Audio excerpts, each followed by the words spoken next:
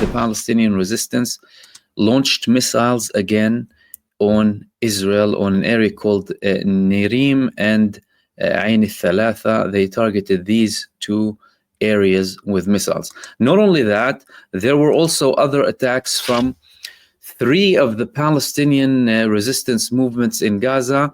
With constant battles inside of the Gaza Strip, we are seeing more actions coming from smaller armed groups in Gaza when we didn't hear a lot in previous months. That could be due to them not really declaring anything for security purposes or purposes related to their developments on the ground. But today, four of the Palestinian resistance movements, they had multiple attacks in Khan Yunis and in the other parts of the Gaza Strip. The majority of the attacks were in the Khan Yunis area, targeting the Israeli forces and the Israeli machinery. So Khan Yunis, the same place that Israel said that it was done with a very long time ago, Israel said in the beginning of 2024 that they dismantled the majority of the tunnels in Khan Yunis. We're seeing that happening in that area. And why is that? It's because this is one of the areas where Israeli presence is more increased than it is in other areas. That's why, because Israel is saying that it's occupying 80% of the Gaza Strip. Israel has presence in 70 to 80% of the Gaza Strip. That presence isn't always in a way where it's directly having confrontations with the Palestinian resistance. And the Palestinian resistance, where there are Israeli terror forces, they constantly target them. And Khan Yunis is a prime example of that. Yesterday I spoke about the article that Major General Itzhak Brik published, who said that the tunnel system is completely intact in Gaza, including the tunnels that are coming to Gaza from Egypt under the Philadelphia corridor, and Israel has no answer to these tunnels, whether when it comes to technology to deal with these tunnels and with the manpower to deal with these tunnels in Gaza. So, despite the talks, despite the developments, despite the fact that Donald Trump is meeting with Benjamin Netanyahu now, all of the attacks are continuing from the two active fronts against Israel, which are first and foremost the Gaza Strip, secondly Yemen, who will continue, by the way, to attack up until there is an outright declaration.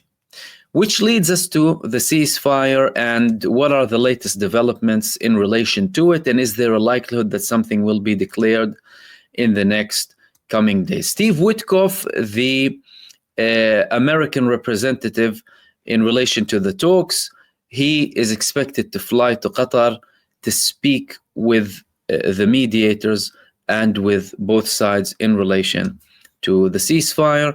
In Israel, they're saying there's still no breakthrough after the amendments were requested by Hamas and after Benjamin Netanyahu said that they were accepted for Israel. However, they're saying now in Israeli media that there is one main obstacle. And that obstacle, according to a couple of articles in Israel, is the aid. Imagine that, nothing but the aid.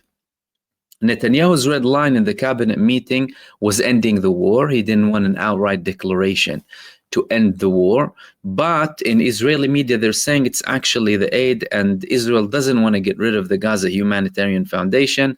They want to keep them there, and they don't necessarily want to allow all of that flexibility in relation to the United Nations and the Red Crescent, despite the fact that they already said before that they don't have a problem allowing them in, and confirmed that there are Israeli concessions based on Israeli officials who spoke with the Israeli Broadcasting Authority 2 days ago, and American officials as well, saying that we're expecting the war to end. We want to end the war completely. However, the key thing in all of this is the fact that this time, like it was reported just over a week ago, the decisions in relation to the ceasefire will not be in the hands of the mediators. They will be in the hands of Donald Trump and Benjamin Netanyahu, directly. How? Well, the mediators have been talking. Benjamin Netanyahu doesn't send mediators with the relevant powers to close a deal.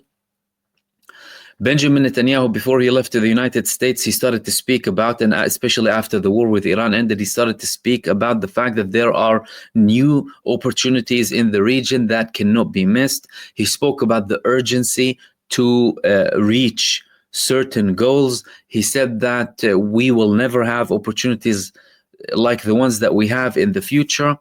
And there's a lot of pressure now, especially with all of the statements coming with him meeting with one of his main critics in Israel, the mother of Matan Tsangauker, and the fact that all of the Israeli, or a big number of the families of the prisoners of war, are already in the United States. One of them was Aidan Alexander, who was released as part of a deal between Hamas and the United States directly, and who hasn't met with Benjamin Netanyahu. He went to see Donald Trump.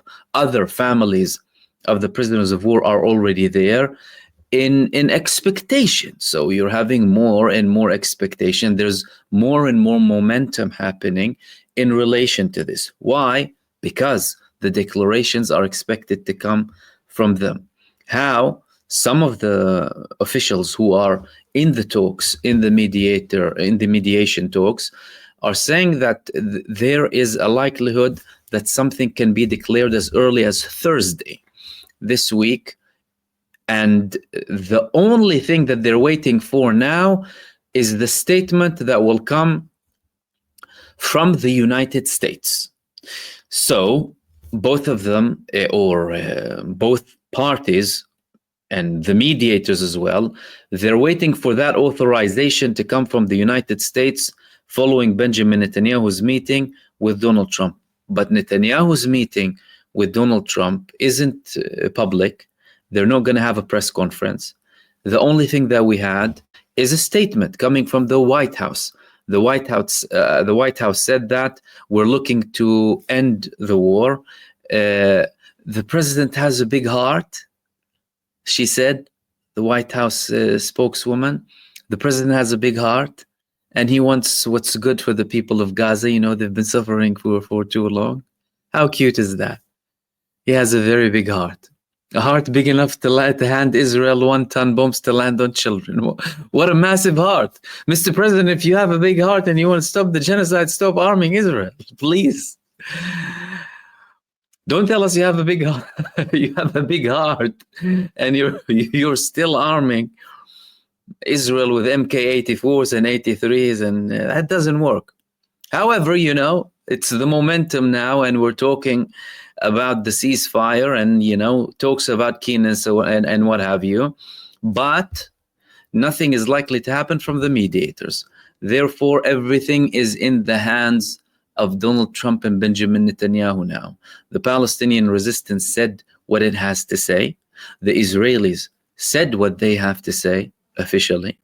So far, we're very close to a deal. The declaration is supposed to come from the United States. The expectations are very high from Israel and from those who are involved in the talks too, and from the families of the prisoners of war.